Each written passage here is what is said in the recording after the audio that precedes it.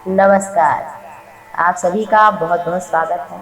इस संसार में सभी के भीतर कामनाएं भरी होती हैं।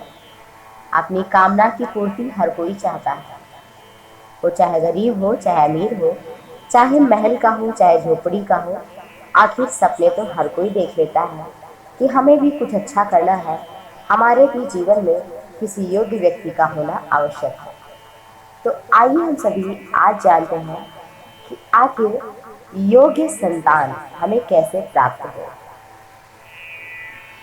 योग्य संतान हर कोई चाहता है। सुत बित लोक ईसना तीनी कहकर मन इन कृत न मलिनी। यानी कि पुत्र, सुत, वित्त, धन और लोकैश्रय माने यश, ये तीन चीजें हर कोई चाहता है। लेकिन दुर्भाग्य से अगर उसे अच्छा पुत्र ना मिले तो वो जीवन भर दुखी बना रहता है। इसका क्या कारण है? ये भगवान विष्णु ने बड़ी ही गोपनीय बात गरुड़ पुराण में उत्तम संतान प्राप्ति के लिए बताया है। इस पुराण में ये भी बताया गया है कि पति को किस समय पत्नी से दूर रहना चाहिए और उत्तम संतान की प्राप्ति के लिए किस समय गर्भाधान करना चाहिए। गरुड़ पुराण में भगवान श्री हरि स्वयं कहते हैं कि ऋतु काल में 4 दिन तक स्त्री का संग ना करे और 4 दिन बाद स्नान करके शुद्ध हो स्त्री, और 7 दिन में पितृ देव और पूजन अर्चन इत्यादि करें। 7 दिन के मध्य में जो गर्भाधान होता है वो शुद्ध अच्छी संतान नहीं होती उससे।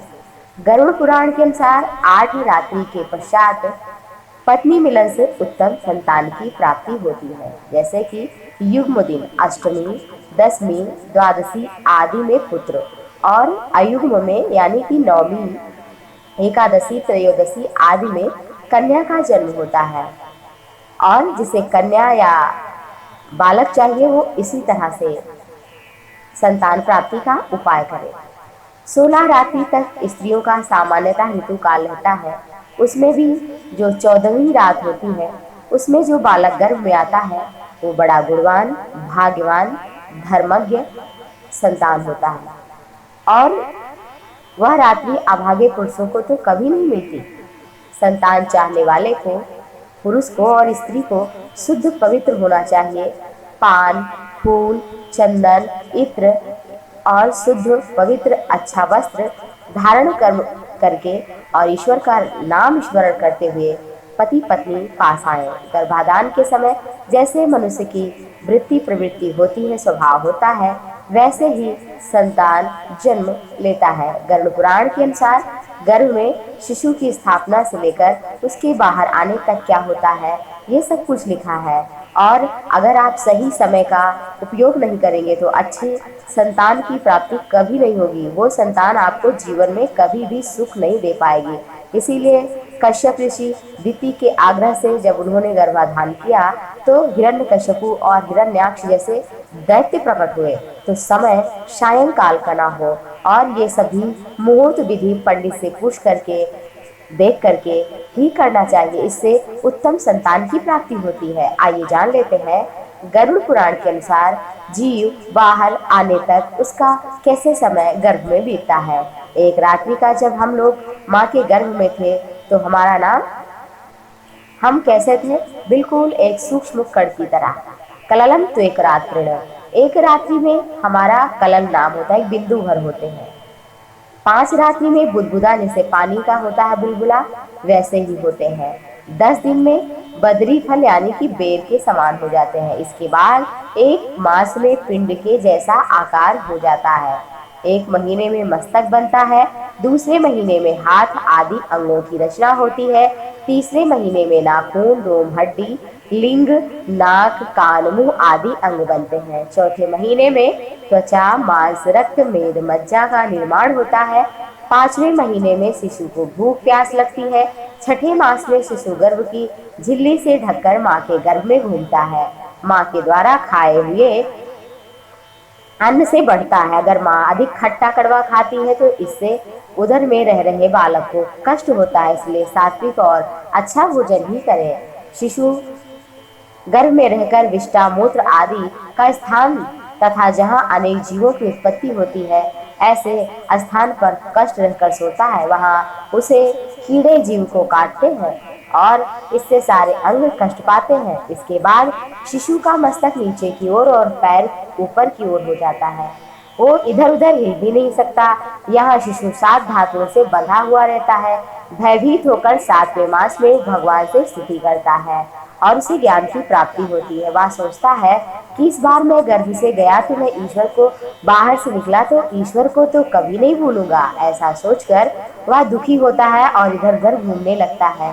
7वें महीने में शिशु अत्यंत दुख से वैराग्य युक्त हो ईश्वर की स्तुति करता है कि हे लक्ष्मी के पति जगदाधार, हे संसार को पालने वाले, जो तेरी शरण आए उसका पालन करो। हे नाथ, हे विष्णु, हे शरणागत वत्सल, मैं आपकी शरण में हूँ।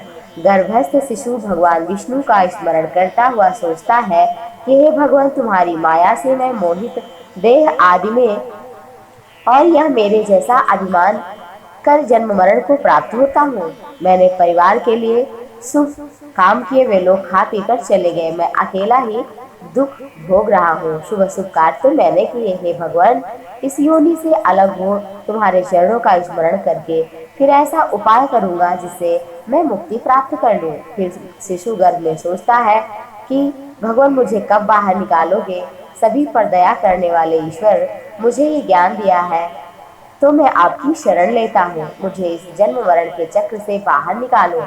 गरुड़ पुराण के अनुसार फिर माँ के गर्भ में पल रहा शिशु भगवान से कहता है, इस गर्भ से अलग होने की इच्छा भी नहीं करता, क्योंकि डरता हूँ कि वहाँ इतने पाप कर्म है और जिसे करने से मैं नरक आदि में चला जाऊंगा। इस कारण बड़े ही दुख से व्याप्त हूँ। फिर भी दुख रहित होकर आपके चरण का आश्रय लेकर मैं आत्मा का संसार से उद्धार करना चाहता हूँ।